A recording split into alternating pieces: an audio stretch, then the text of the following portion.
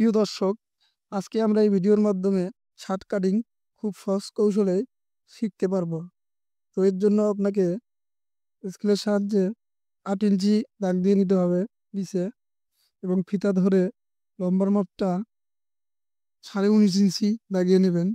19 ইঞ্চি আর সেলাইয়ের জন্য বাড়তি 1/2 ইঞ্চি, মোট 19.5 ইঞ্চি। তারপর উটের মাপটা 6.5 ইঞ্চি লাগিয়ে নেব। ভিডিওতে যেভাবে দেখতে পাচ্ছেন সেম একই প্রসেসিংকে আপনাকে দাগগুলো সম্পূর্ণ করতে হবে। এবং মোহরা 6 ইঞ্চি, ষাঁড়ের ঢোলা 6 ইঞ্চি, মোহরার দাগটা টেনে নিলাম। তারপর ষাঁড়ের যে ঢোলাটা আছে ওটা 8.5 ইঞ্চি, 8 ইঞ্চি নেব। সেলাইয়ের জন্য বাড়তি 1/2 ইঞ্চি, দাগটা দিয়ে নেওয়া হয়ে গেল। এরপর মাপটা যাচাই করে নিলাম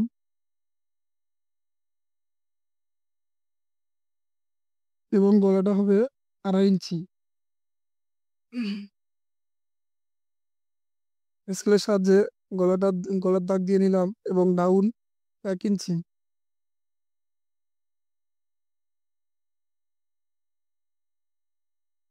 ফিতার সাহায্যে মাপগুলো আবারও যাচাই করে নেব। যাচাই করে নেওয়ার পর বডির সাইডের লম্বা দাগটা টেনে নেব, 19 ইঞ্চির দাগটা। তো এরপর গলার যে রাউন্ড দাগটা আছে চকের সাহায্যে দিয়ে নিলাম। শেপের মোহরার দাগটাও রাউন্ড দিয়ে নিলাম। কেনার পর নিচের বডির যে নিচের অংশটার চায়না রাউন্ড দাগটা দিলাম। দাগানো শেষ। এবার কাঁচির সাহায্যে কেটে নেব। ভিডিওতে যেভাবে দেখতে পাচ্ছেন ঠিক একইভাবে নিখুঁতভাবে কাটিং করতে হবে।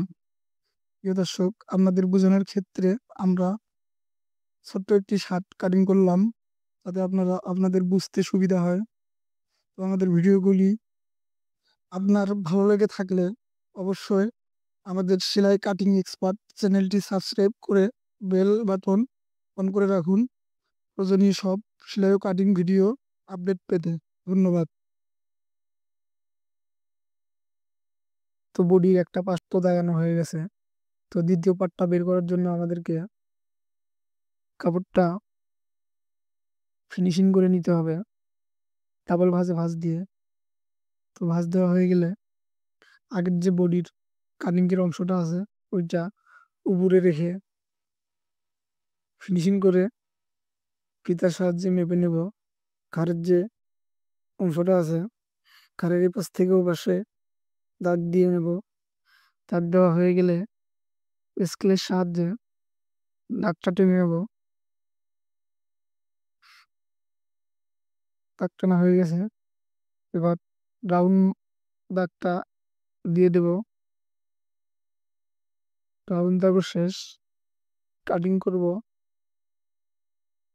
দেখতে পাচ্ছেন খুব সহজেই দ্বিতীয় পার্টটা আমরা বের করে ফেললাম।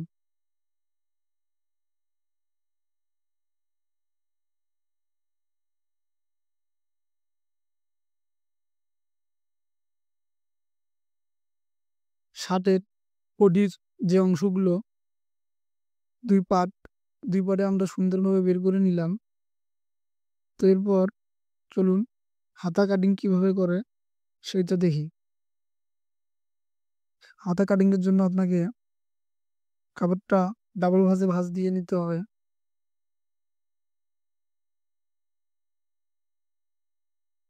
ডাবল ভাঁজ দিয়ে নিয়ে ফিনিশিং করে দেব হাতের সাহায্যে।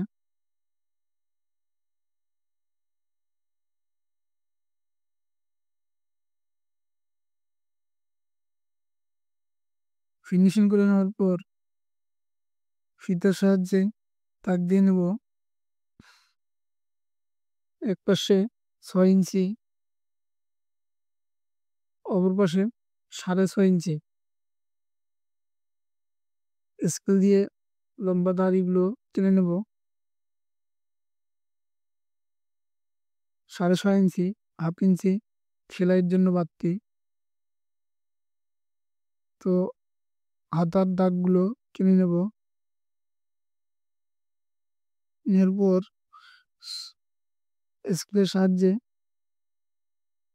শেপের দাগটা দিয়ে নেব।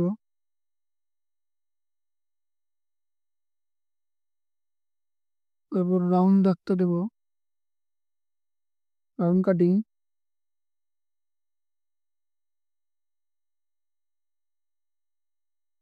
কাঁচির সাহায্যে কেটে হাতাটা বের করে নেব। দেখতে পাচ্ছেন খুব সুন্দরভাবে হাতাটা কাটিং সম্পূর্ণ করলাম। তো শার্ট কাটিং এর ক্ষেত্রে হাতা, বডি ও ঘাড়ের তীর কাটিং করতে হবে, তাহলে শার্ট কাটিং সম্পূর্ণ প্রসেসিং শেষ হবে। তো সেম একইভাবে আমরা হাতাটা কাপড়ের উপর বসিয়ে আরেকটা হাতার পার্ট বের করে নেব। ভিডিওতে যেভাবে দেখতে পাচ্ছেন সেম একইভাবে আপনাদেরকে কাটিং করতে হবে। ঘাড়ের যে তীরটা আছে ওইটা কাটিং এর জন্য আমাদেরকে কাপড়টা নিতে হবে। প্রয়োজনীয় কাপড় নিয়ে মাপটা দিয়ে নেব।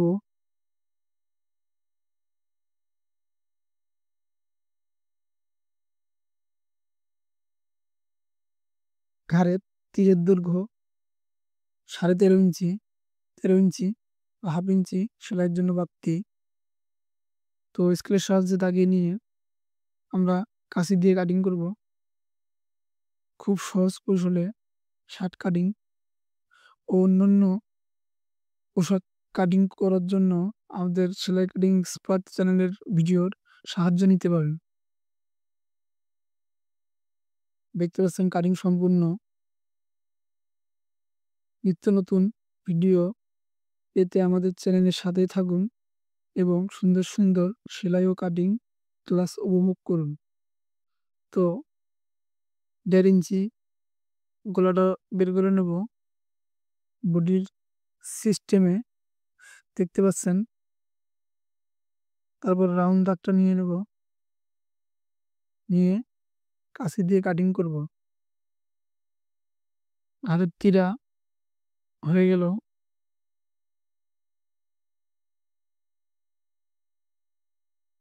সাইডগুলো ফিনিশিং করে নেব একটু ডাউন কাটিং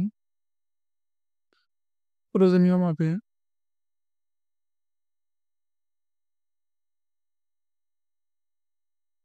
থ্যাংক ইউ।